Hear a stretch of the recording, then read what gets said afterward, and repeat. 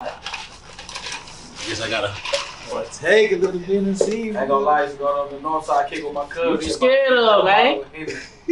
You know what I'm scared of. Hey, got me a little. They got dry now, nigga. Come on, Holyfield. We will sponsor all Ubers. I hope that splash don't get him. Yeah. Somebody's gonna get Y'all been smiling. You don't know the cup. We're gonna bail you out, but we're gonna laugh. I'm telling you now. Right. For sure. Man got us drinking a hen dog. Man, this is unusual. He about to be up there air flying the shit out of his house. You ready to roll it up? Oh, perfect. Good. We need all that on. We need all that. Hey, look, man, Level Up Podcast, we is back in the building with the hen dog. Dog edition. We are not responsible for actions after this Disclaimer event. at the bottom of the drink. For real. Ooh, Lord Jesus. Not watching drive. Man, we got one of I would say this is my OG in the building. I'm happy to have here Mr. Dunn, Water. I don't know what you want to even go by. So, all of that. But so, definitely somebody I look up to. Glad that you're here, Level Up Podcast. Already. Yes, Welcome. sir. Welcome. For sure. So, if you can, just kind of tell people, like, I know when I met you, but, like what started, how you started, entrepreneurship, or just your life, get started. Well, my first love is barbering. Okay. So that's how I came into business for myself. Mm-hmm. I started with one of the popular barbers in Hong Kong, our Haircut Joe. For sure. We started at Hakeem's Barbershop in my mid-90s, and from now he opened a shop on Buffalo Speedway, and I took off from there. So I got about a solid 30 years in the game, right at it. So I've been in the barbershop since 1996 in the actual building. That's legendary though, for sure. Yeah. Okay, so I want to tap in on that. I was born in 1996. My son was too. So what was the prices of haircuts? Man. For real. I think for kids it was like $7 or $8, and for adults, cut and shave was like $10, bro. Woo, man, look. But it's crazy because guess what? We was eating in the 90s. Yeah. Like we was eating for real. and even though the cuts was you can get a haircut now up to $40, $50 depending on where you at. My man paid $45 for the ball the other day. That's what I'm saying. So I keep it copacetic with my people that I've been, but of course, it fluctuates. I start at 25. But back then, man, $10 gonna get you a soft side and a goatee and a design. That's wild. 10. That's wild. And so you talk about that, remind me, speaking of Haircut Joe, he's had that rule, like, it was like a $5 haircut, but you can pay like the skip. Yeah. About to start a fight back there. Man, listen, I got skipped so many times. Yep. Oh, man. We had no money. Yeah, I had no money. I had to wait. I had no choice. So you can pay to skip the line? Back then, for sure. You can pay to skip it now. I think you do that now. Yeah. Okay, yeah. So was real barbershop conversations, like, was that a thing then too? Because now you don't really talk to much people watch TV. Barbershop conversation. In our community, the barbershop is the black man's country club. Mm-hmm. So you gonna get everything. Now back then, like I'm not knocking no new school barbers. Mm-hmm. I got love for the game. The sprays and the paints and all this thing came out. And that's cool. Mm-hmm. I'm not knocking none of it. It all looked good to me. I've indulged in it. Mm-hmm. But I feel like in the 90s, man, we had like some of the most solid barbers, bro. We had to go like, on the south side alone, we had the Haircut Joes, the Big Juts, Peanut and Dugar, and these boys.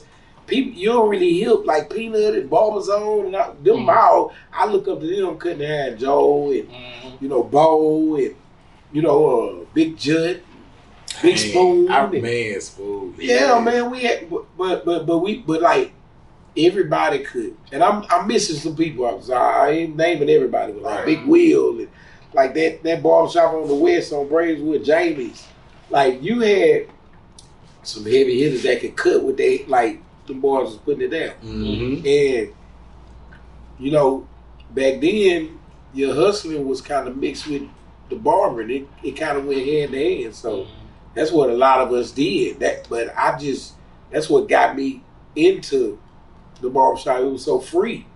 I was free. I could leave. I could come back. I could, like ain't nobody over me. That was my thing, So I ain't ever had a job, but that. That's dope. A lot of people can't say that though.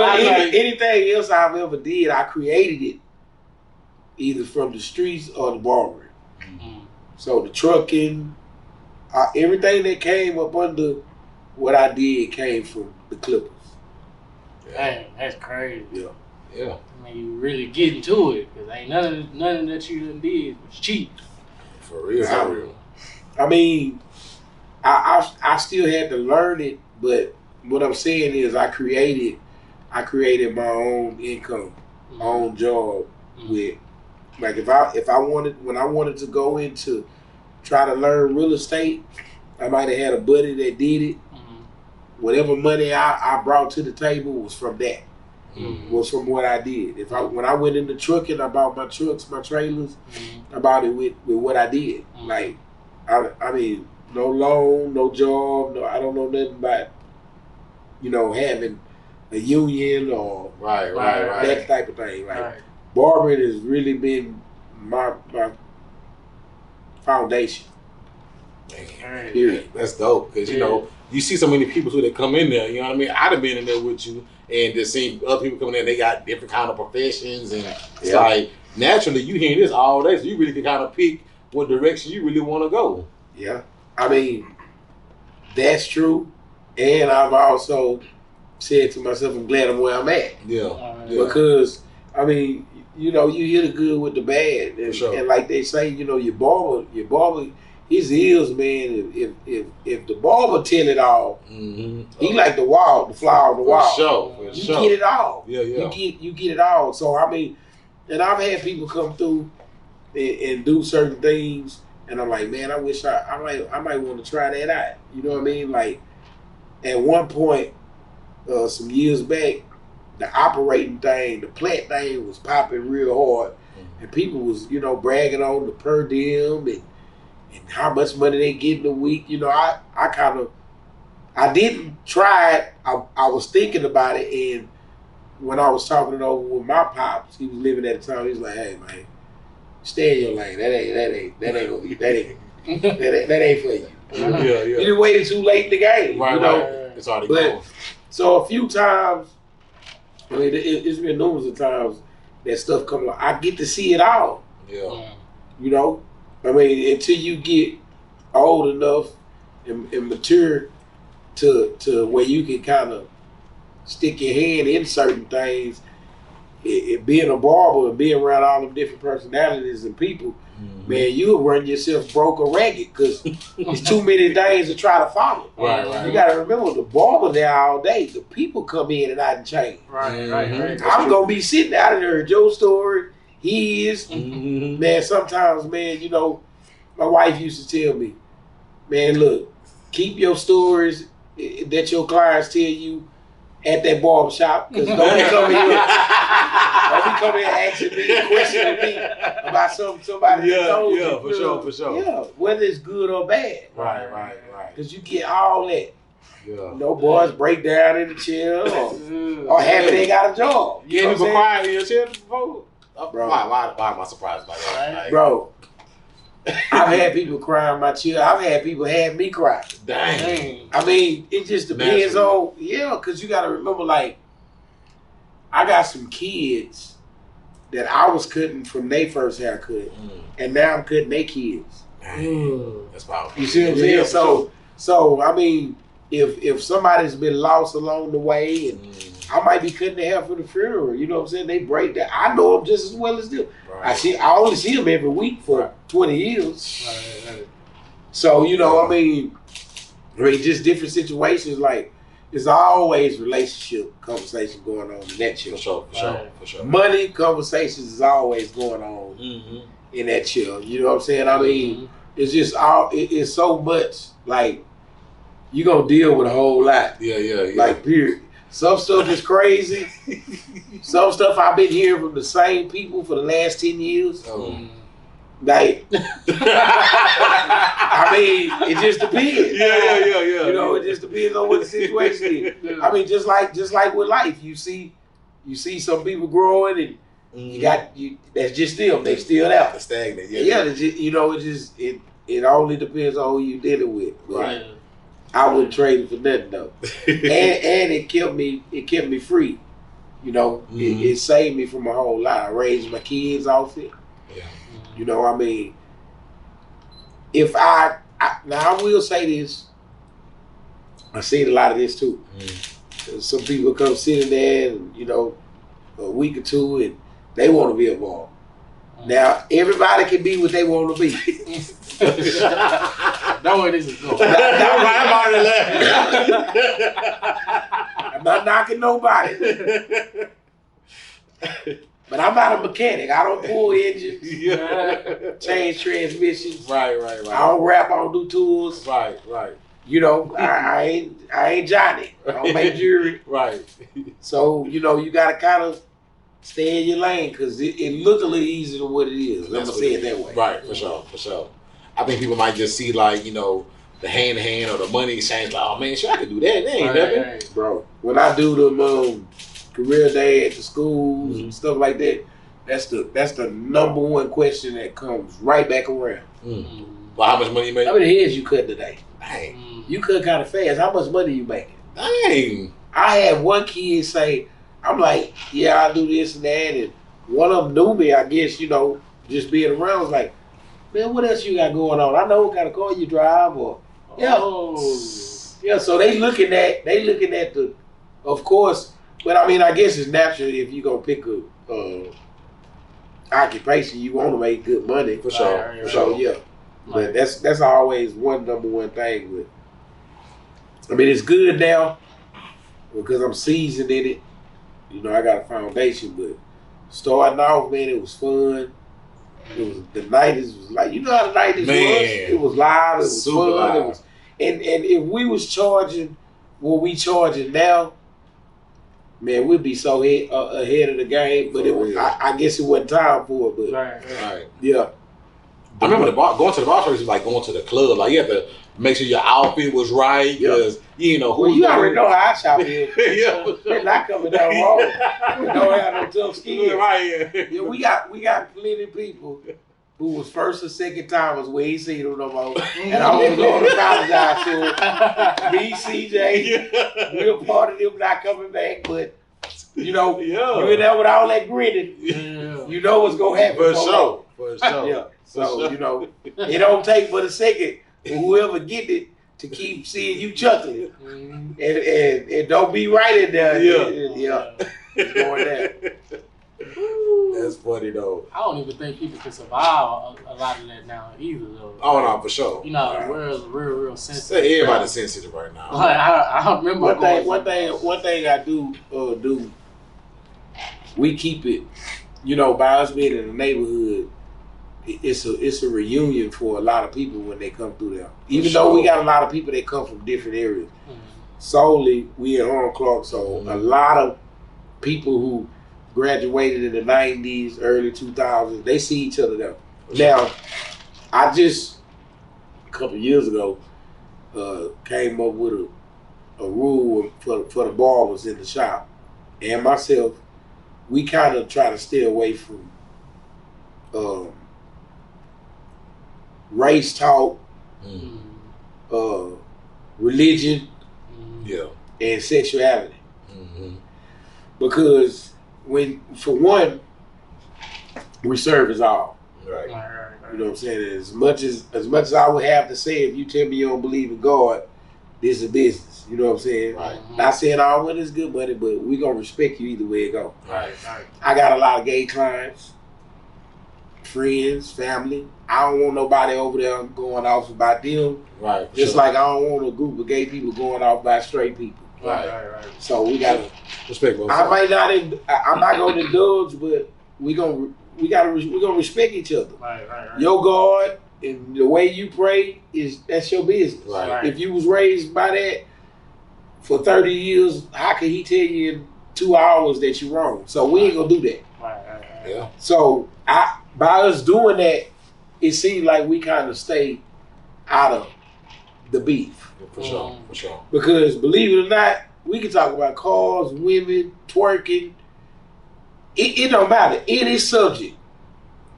You gonna hear an argument when somebody bring up what's supposed to be done in the church. Right. This what our pastor taught us. Right. And then you got them over there, they just all witnesses. For sure. Right. But now y'all wrong. Right. And you ain't supposed to be celebrating Christmas, and you ain't. Right. That's too much. For sure. Right. So guess what?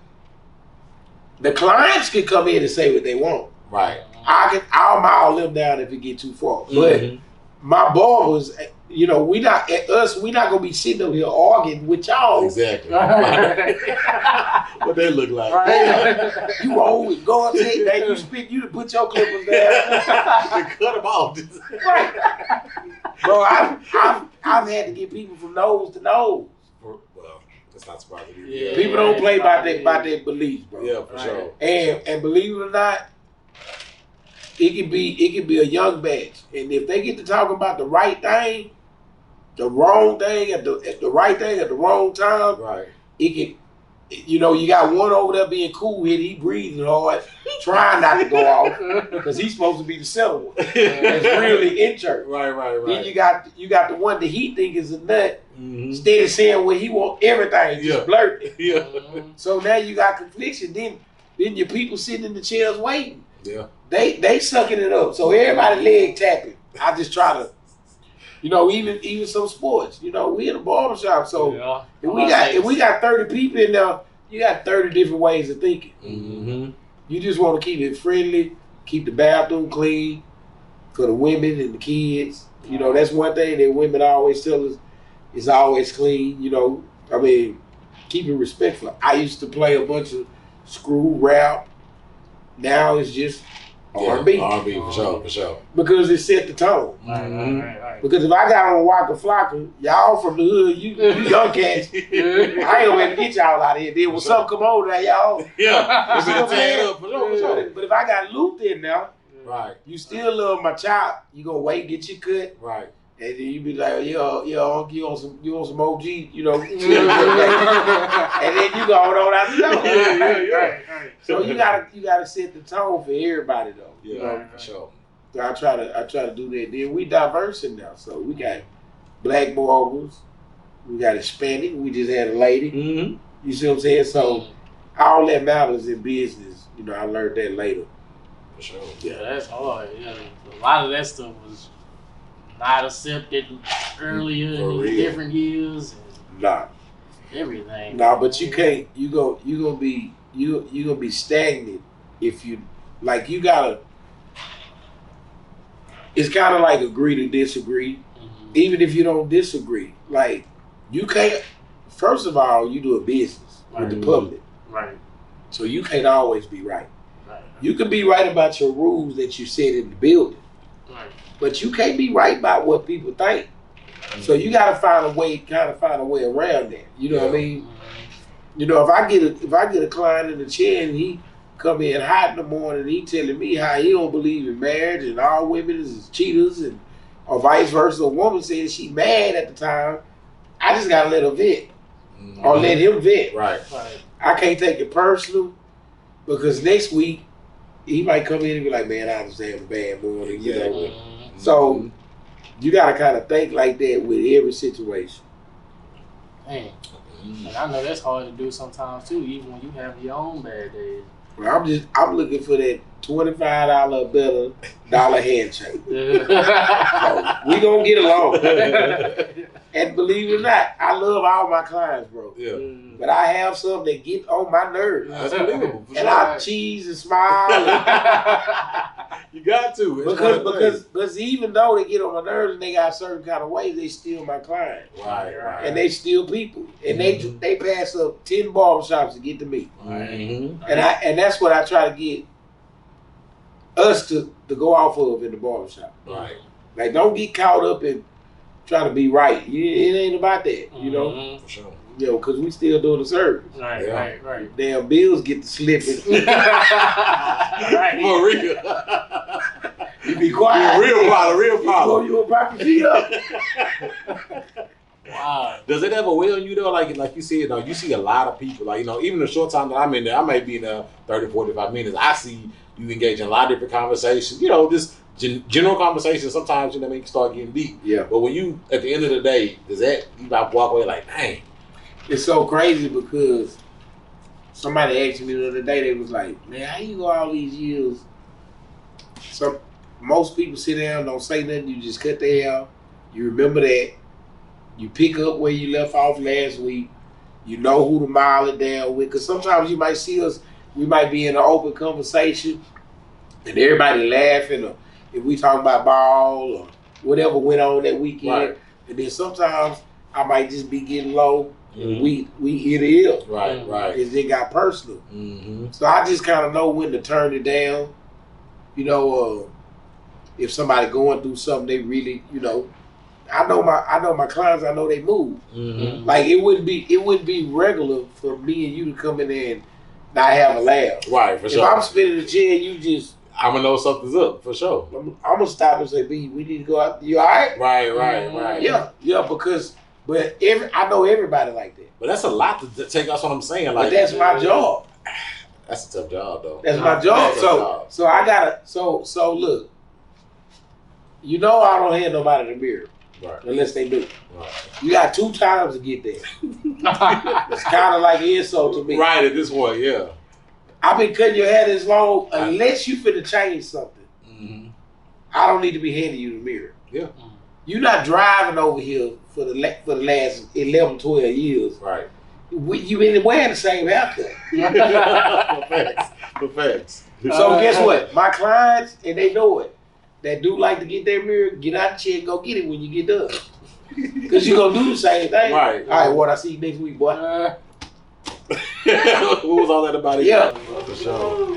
Hey, man, we just want to thank you for pulling up, you know what I'm saying, dropping game with us, sharing your life experiences, your ups, the downs, because people got to know all of the above, and we appreciate you being transparent to the audience, for sure. Oh, yeah. So let the people know where they can find you, where your shop is, and your Instagram, all that good stuff. First of all, I thank y'all for having me. For sure. Definitely, of course. You could have picked somebody else, but my barbershop is Mr. Dunn's Barbershop, 14522 South Post Oak Road, Suite 204B, and my Instagram is Mr. Dunns Barbers. I think it's Mr._Dunns_Barbers, and the same for Facebook. Catch me in the turn lane. For sure, man. We appreciate y'all tuning in. Level Up Podcast. Yeah.